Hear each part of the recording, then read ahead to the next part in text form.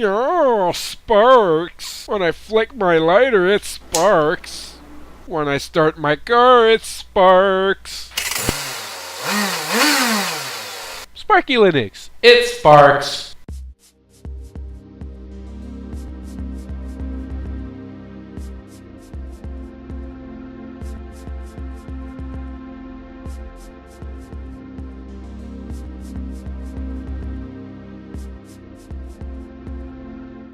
Hello YouTube, welcome back to an operating system review where today we're going to be looking at Sparkylinux 4.5.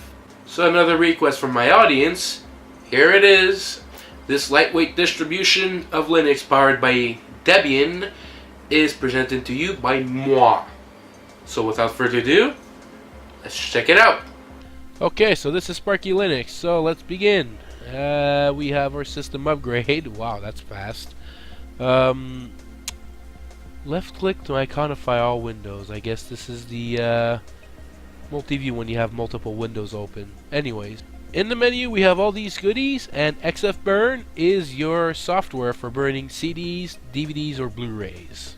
In Debian we have our Debian stuff, which is X, X, and more X. Okay, I'm not gonna go in there, but it sounds a lot like some extra things from here that doesn't show up or will show up in double, as I'm not seeing games, but this is supposedly games. Whoa! Education. Okay, well, we have LibreOffice out of the box. Graphics, Panorama, Webcam Viewer. We have all these others. ImageMagick. What is ImageMagick? Okay, ImageMagick doesn't seem to work. Alright, in Internet we have Firefox, Hex chat with other people online. Okay. iStove is your email client. This thing is not really useful because everything instant messaging seems to be going to let's say the evil F. Transmission is your torrent client. UGet is your download manager. Office, LibreOffice and Document Viewer. Haha. Document Viewer, by the way, is a PDF reader. Sound and video, we have our install multimedia codec, so it doesn't come with it out of the box, but you have the option to just install it with one click. Pulse audio, well, this is your mixer, radio tray, doesn't really do much. Record my desktop, usually crashes all the time. It's like Cam Studio, a desktop recording program. Well, yeah.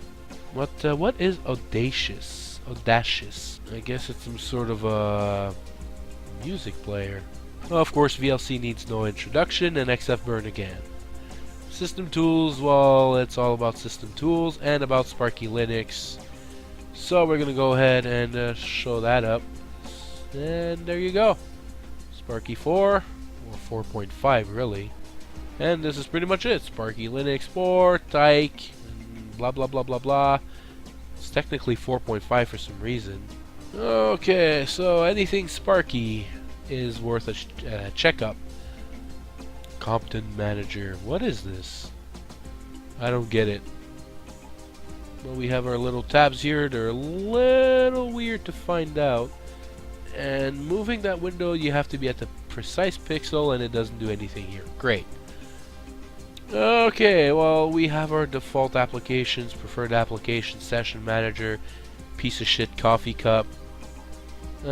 Disk, well, we have our disk manager. What else?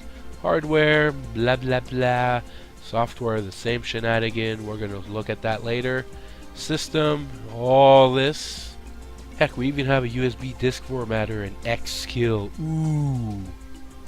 Users, you can add a user, doo, and others, which is Flash Player, Ice-T stuff, crappy Java again, and Virtual Keyboard. Universal Access is your Florence Virtual Keyboard. Wine config. This thing ships with Wine, and you can configure Wine. And for those of you who are not aware of what Wine does, well, Wine is basically a front-end library that allows you to run Windows applications. Now be careful. Wine doesn't run all programs properly, and sometimes it doesn't run at all. So you have to be considerate of that before you go ahead and use Wine. And Wine is the best, if not the only one, that can run Windows applications, well, rather well, actually. Preferences, well, they're preferences. What else am I supposed to do? About myself, Bluetooth, blah blah blah. Yeah, all this shenanigan again. Synaptic Package Manager, are you kidding me again? And for those of you who wonder why I hate Synaptic, no, I don't hate Synaptic. I just don't like the fact that it's all over the place. And I know this is powered by Debian, so of course it'll be all over the place. Okay, so system upgrade. Let's see what we have. We have to put in our password. Ooh, I wonder why. So this thing is just a quick script for aptitude get upgrade. And it's gone. It means... okay. Well, we have 15 megs worth of archive after the operation. 183 kilobytes of additional disk space will be used. Okay. So we have this ginormous upgrade button, change log, and exit, so you can view the change log. Why not? So it'll do its little thingy. Whew! Man, that's how it upgrades, or updates. Okay. So you hit OK and it's exited. Turns out I turned on UGET by accident. Well, it does look like Download Manager, really. Oh well. Yeah, let's quit. Right click on the desktop, desktop preferences. This is our wallpaper. I like wallpapers, but we only have 4. 1, 2, 3, 4. Done. So 2 of them with Sparky and 2 of them without Sparky. And now we need to check the amount of memory. 280 megs of RAM used out of 2 gigs. Wow. You can actually get away with 512 megs of RAM and still do stuff. Maybe a gig of RAM will make it even better, but yeah, this thing is good for a lightweight machine for sure. I love it.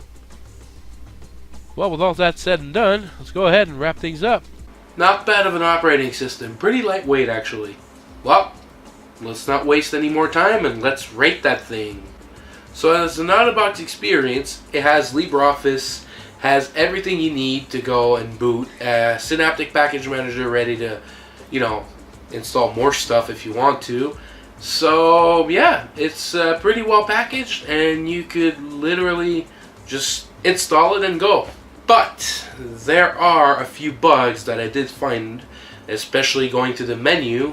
You didn't notice it really, thanks to the magic of video editing, but I had to click. So yeah, getting to the menu is a few quirks here and there I've noticed, but pretty minor actually. So for me, that's a 7. The look and feel, well, 8. It's easy. You just look at it. It's clean. It's very well organized.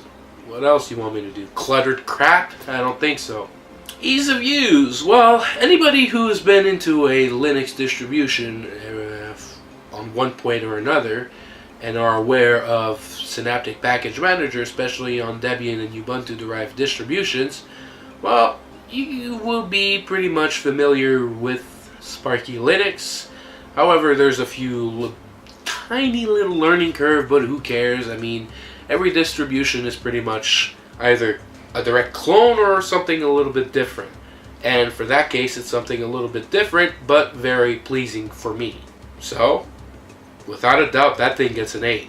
And what about customizability? Well, it's Linux. What do you expect? Synaptic Package Manager and getting another Linux kernel install. The only thing I have to say is Synaptic. That's it. That's all. Sure, a couple more options like maybe enhanced desktop preferences or something like that would have been a little bit of a plus, but for me anyways, Linux is extremely customizable. But overall, this gets an 8. So, scores are pretty high, huh? Well, without a doubt, this thing gets an 8 out of 10 total. Lightweight, you're ready to go on a machine that has around a gig of RAM, you'll be safe. Number 2, easy to use, comes out of Debian, Synaptic Package Manager again, so everything's easy to use. 3, out-of-box experience is phenomenal. And 4, let's not forget, it's stable. So if you have any questions, comments, anything I've overlooked or not looked at this particular operating system, or have any stories you would like to share, please feel free to leave a comment down below. Also, if you have another request you would like to ask, comments down below for you to go nuts. And as usual, until next time, stay bold and take care. Thanks for watching.